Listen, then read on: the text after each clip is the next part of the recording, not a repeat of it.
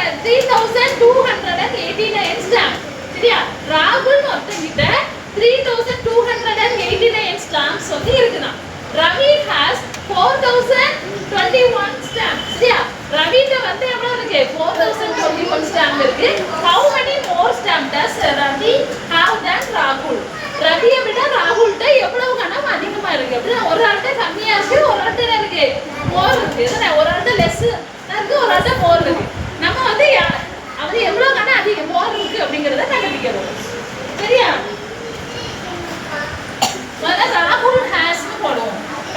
யாருக்கு அதிகமா இருக்கு? சாரி, யாருக்கிட்ட அதிகமா இருக்கு? ராகுல்லையா ரவிலையா? அப்ப ஃபர்ஸ்ட் ரவி. ஏன்னா நம்ம சப்ட்ராக்ட் பண்ணச்சுமே பிக்கஸ்ட்ல இருந்து ஸ்மாலஸ்டா சப்ட்ராக்ட் பண்ண முடியும். அதானே? அப்ப ரவி ஹேஸ் how many?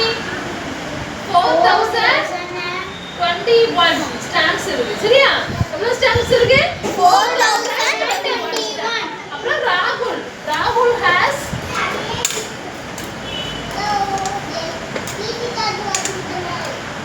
3289.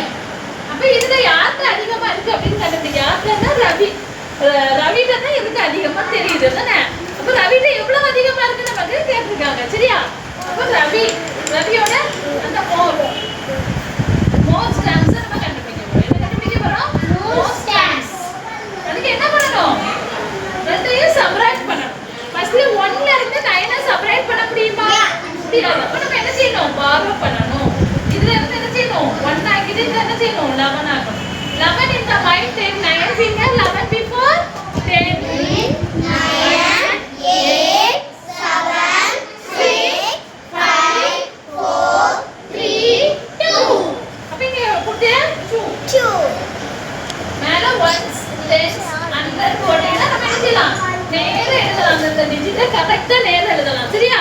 அடுத்தது இங்க 11ல இருந்து 8 சப்ட்ராக்ட் பண்ண முடியுமா? முடியாது. இங்க பார்த்தா இங்க என்ன இருக்கு? 0. அப்ப இங்க இருந்து சப்ட்ராக்ட் பண்ணிட்டு 3 ஆக்கிட்டு 10 ஆக்கிட்டு 10ல இருந்து 1 சப்ட்ராக்ட் பண்ணோம். இங்க என்ன ஆகும்? 11 in the mind take 8 finger, 11 before 10. 11 10 9 8 7 6 5 4 எவ்வளவு? 4 3 9 in the mind take 2 finger, 9 before 8 7. 3 வந்து 3 சப்ட்ராக்ட் பண்ணா என்ன வரும்? 0. இது ரவிட்ட வந்து எவ்வளவு மோர் இருக்கு? Stamps 732 stamps. சரியா? ஆன்சர்ல ரவி has